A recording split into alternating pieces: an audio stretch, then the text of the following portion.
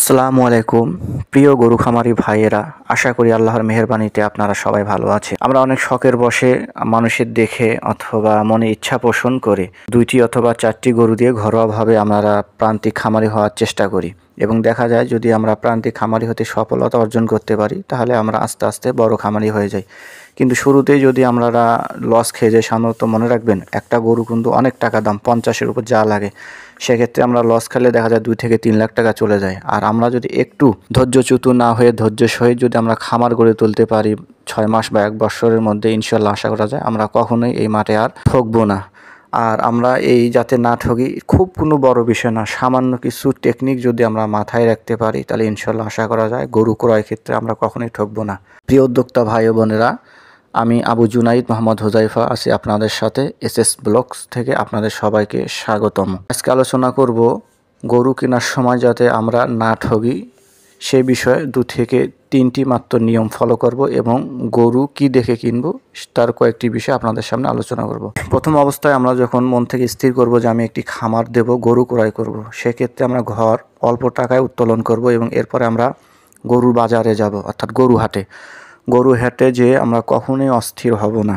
আপনারা হয়তোবা এই খামারে গরুগুলো দেখেই বুঝতে পারছেন যে আসলে আমরা যদি অস্থির হয়ে যদি খুব দ্রুতই গরু কিনে নিয়ে আসি, না চেনে না বুঝে, তাহলে এরকম হাড্ডিসার গরু কিনে নিয়ে আসবে এবং বছরের পর বছর লালন পালন করলেও কখনো আমাদের ফল আসবে না।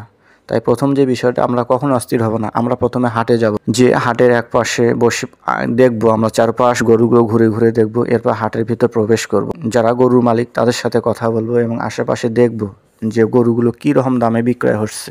তবে অবশ্যই আমাদেরকে দালালের হাতে পড়া যাবে না। দালাল একটি মারাত্মক বিষয়। আপনি গরু কিনতে যদি ঠকে যান তাহলে কখনোই, আপনি যদি ভালো গরু কেনেন এরপরও আপনি কখনোই প্রফিট করতে পারবেন না, কারণ আপনি যে টাকাটা লাভ করবেন সেটি পূর্বেই আপনার দালাল আপনার 10 থেকে 20 হাজার টাকা খেয়ে নিয়েছে। অতএব দালাল হতে সাবধান। প্রথমে আপনাদেরকে দালালকে চিনতে হবে। দালাল চেনার পরে আপনারা গরু ক্রয় করবেন এবং গরু যতদূর পারবেন গৃহস্থ ঘরের কাছ থেকে আপনারা গরু ক্রয় করুন, অর্থাৎ যারা গ্রামে গরু লালন পালন করে সরাসরি হাটে নিয়ে আসে তাদের কাছ থেকে আপনারা গরু কিনবেন। অবশ্যই কখনোই দালালের শরণাপন্ন হবেন না। দালাল কখনোই আপনাকে ভালো গরু কিনে দেবে না, ওর লাভ অনুযায়ী আপনাকে গরু ক্রয় করে। এই জন্য আপনারা হাট ঘুরবেন, কখনোই অস্থির হবেন না। 1 হাট 2 হাট পর্যন্ত ঘুরবেন, যাক আপনাদের যাওয়া আসা কিছু ভাড়া। অবশ্যই আপনারা হাট ঘুরে গরু ক্রয় করবেন। আপনারা যদি 2টি থেকে 1টি হাট ঘুরতে পারেন তাহলে আশা করা যায় যে কোনো হাটে যে আপনাদের পছন্দ অনুযায়ী গরু দেখলে আপনার চোখ এবং মন বলে দেবে এই গরুটি বৃদ্ধি পাবে এবং এই গরুটির দাম এত হতে পারে, এর বেশি হবে না। আর যদি আপনারা শুরুতে অস্থির হয়ে যান তাহলে আপনাদের গরু প্রতি 10 থেকে 15 হাজার টাকা থাকবে না, মানে শুরুতেই আপনাদের লস। আর যদি আপনাদের প্রথম অবস্থায় গরু পছন্দ হয়ে যায় তাহলে সরাসরি আপনারা গরুর যে মহাজন তার সাথে যে কথা বলবেন। যদি কাছে টাকা না থাকে তাকে বিশ্বাস জন্মানোর পর তাকে আপনারা গরু সহ বাড়িতে নিয়ে এসে টাকা গুনে দেবেন। তবে তারপরে অবশ্যই আপনারা দেখবেন, হাটে দেখবেন গরু কী রকম গরু কীভাবে কত দরে বিক্রি হচ্ছে, এই বিষয়টি অবশ্যই আপনারা মাথায় নেবেন যে এই গরুটির দাম এত হতে পারে, এর বেশি কখনোই যাবে না। এটি হলো আপনাদের গরু ক্রয়ের ক্ষেত্রে প্রথম টেকনিক।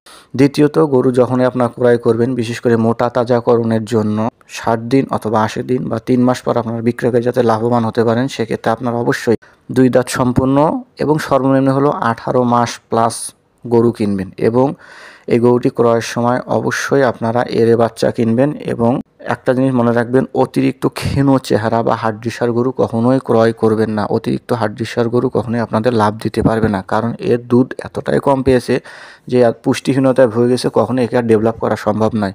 এই জন্য আপনার একটু স্বাস্থ্য ভালো দেখে গরু ক্রয় করবেন। আর গরুর যে বৈশিষ্ট্য সেটি হলো গরুর মাথা হবে ছোট, থুতনি হবে ছোট, জিহ্বা হবে সাদা এবং শরীর একটু প্রশস্ত অর্থাৎ বড় থাকবে, পেট ছোট থাকবে এবং ওর যে লেজটা একটু ছোট থাকবে এবং যে ওর যে পায়ের গড়নটা বেশ লম্বাটে ভাব থাকবে এবং হাড়গুলো মোটা মোটা হবে এবং গায়ের যে চামড়াটা এটি অবশ্যই একটু ঢিলা ঢালা থাকবে এবং চোখ উজ্জ্বল চকচকে জল করবে, নাক ঘেমে থাকবে এবং গা বেশ মসৃণ থাকবে এবং সবসময় জাবর কাটবে।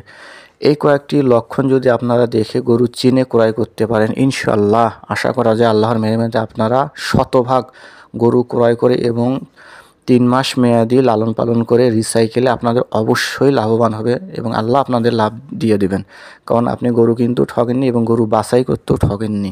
কাজে আপনারা কখনোই অস্থির হবেন না, ধৈর্যচ্যুত হবেন না। ধৈর্য সবচেয়ে বড় গুণ। আপনারা ধৈর্যের সহিত 1টি না 2টি হাট ঘুরে ঘুরে তারপরে আপনারা গরু ক্রয় করবেন। ইনশাল্লাহ আশা করতেছি আমার এই পরামর্শটুকু, ছোট্ট এই পরামর্শটুকু আপনাদের অনেক উপকারে আসবে।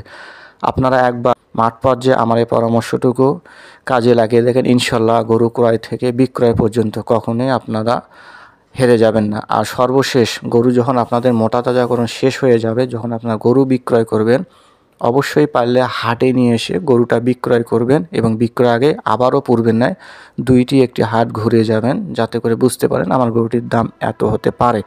আর দ্বিতীয়ত, বাড়িতে যদি আপনারা পাইকার ডেকে গরু বিক্রি করেন, তাহলে অবশ্যই আপনারা গরু শেড থেকে বাহিরে নিয়ে আসবেন, অর্থাৎ গরু বাহিরে বের করে তারপর আপনারা গরু দেখিয়ে গরু বিক্রয় করবেন। কারণ ঘরের ভিতরে গরু অনেক ছোট দেখা যায়, তখন ব্যাপারী আপনাদের ঠিকমতো দাম দেবে না। আশা করতেছি আমার এই ছোট্ট পরামর্শটুকু আপনাদের খামারি জীবনে অনেক ভালো কাজে আসবে। আল্লাহ আপনাদের খামারি জীবনে উন্নতি দান করুক। আল্লাহ হাফেজ। সর্বশেষ আবারও একটি কথা বলতেছি, কখনোই আপনারা গরু কিনতে ধৈর্যচ্যুত হবেন না। কয়েকটি হাট ঘুরবেন এবং অবশ্যই গরু একটু আপনারা দামাদামি করবেন। যখনই আপনাদের সামনে দাম মিলে যাবে, তখন আপনারা গরুটি ক্রয় করে নেবেন। কখনোই বেশি দামে গরু ক্রয় করবেন না। আল্লাহ আপনাদেরকে সাহায্য করুক।